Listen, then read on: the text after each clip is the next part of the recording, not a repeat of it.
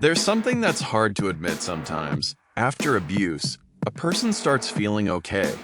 Quickly. Maybe too quickly. A few weeks pass, and it's sort of fine.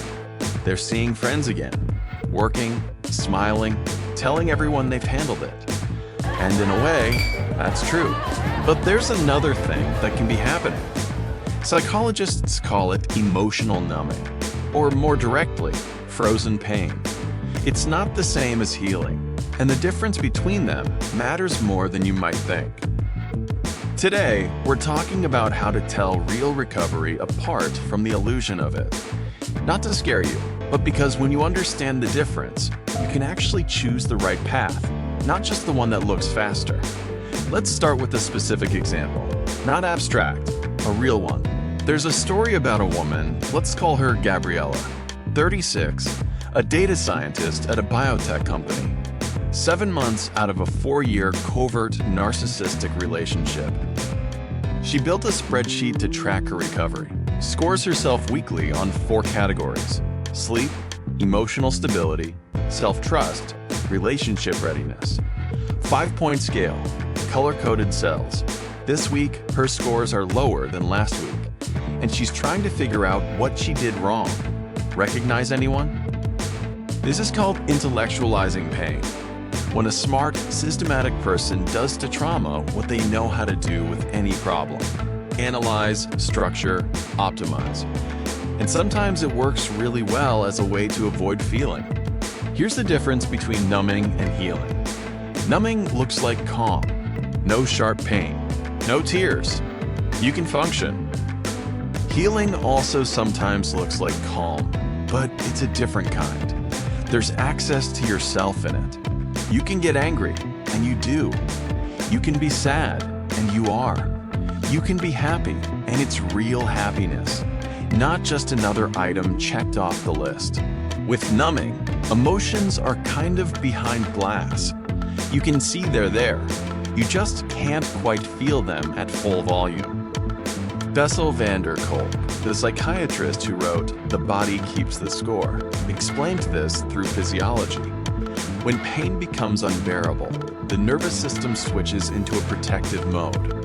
Specialists call it dorsal vagal shutdown. This isn't weakness, it's literally how the body survives. It dials down the intense sensations so you can keep going. But here's the thing, when that protection runs too long, the pain doesn't leave, it just waits, below the surface. What this actually looks like in real life. 5 signs of frozen pain. 1. You feel fine, but only when you're busy. The moment things get quiet, something uncomfortable starts rising, and you quickly fill the time with something again. Not because you love being busy, because quiet doesn't feel safe. 2. You know everything that happened, but you don't feel it. You can explain gaslighting, love bombing, the narcissistic cycle, all of it, correct? All backed by research. But when you try to actually feel it, something doesn't quite land. The words are there. The sensations feel like they belong to someone else. That's intellectualization. The head understands. The body hasn't caught up. 3. You jumped into something new fairly quickly. Doesn't have to be serious. Maybe just a lot of socializing, a few dates, something light. And it seems fine, you're not thinking about them, so things must be okay. But sometimes new connections are also a way to not be alone with the pain. 4. You're angry, but not at him. There's anger, but it tends to come out sideways, at friends, at strangers, at yourself. This is called redirected anger. It looks for a safe outlet, because pointing it at the actual source is still too painful or too frightening. 5. Everything's fine, but something physical isn't. Chronic fatigue, tension in the shoulders or chest, sleep that's not quite right, a stomach that reacts to things it didn't used to. Van der Kolk said it plainly. Trauma is not just in the mind. Trauma lives in the body. The body stores what the mind is trying to neatly file away. One important clarification before we go further. Numbing isn't a mistake, and it's not a disorder. It's how the nervous system handles what it can't handle any other way. If you've felt mostly fine in the months after all of this, that doesn't mean you did something wrong. Maybe you really are healing. Maybe you have a particularly resilient nervous system. Maybe you just need more time. The difference becomes important when, a year or two later, something hits again. Out of nowhere, with no obvious cause, or when the next relationship starts feeling strangely familiar. That's when it's worth asking yourself, did I work through this, or did I find a way around it?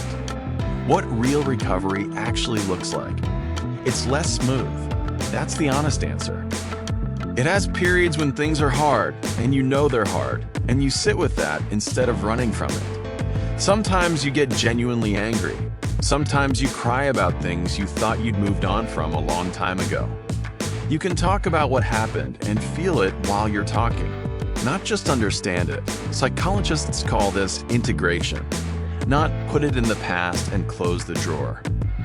But making it part of your story something you can live with, not something you're hiding from. It doesn't mean thinking about it constantly. It means when you do remember, you don't get knocked over. You just remember. A fact of your life that changed you but no longer runs you. 3 very practical things to do. 1. Slow down deliberately. Find 15 minutes with no phone, no tasks, no music. Just sit. It's uncomfortable, especially at first. Something starts to rise. That's the signal. There's something there. And that's actually a good sign. 2. Move from I understand to I feel. Try not to explain what happened, but describe what you feel physically. Where in your body? What it actually feels like. This sounds odd, but this is exactly what lets the body start releasing what it's been holding. 3. If you have access to a therapist, this is the moment they actually help. Not because you can't do it on your own, but because some things are easier to thaw with someone next to you who knows how to work with this. A trauma-informed therapist isn't a luxury. It's a tool, like physical therapy after a knee injury. Next video, we're talking about what happens when you think you're ready for something new, but something goes sideways again. Why patterns repeat, and how to finally break the loop. Links right here in the comments. Did you have this? A period where you thought you were fine, and then something hit again out of nowhere? Write something. This video needs real voices in the comments.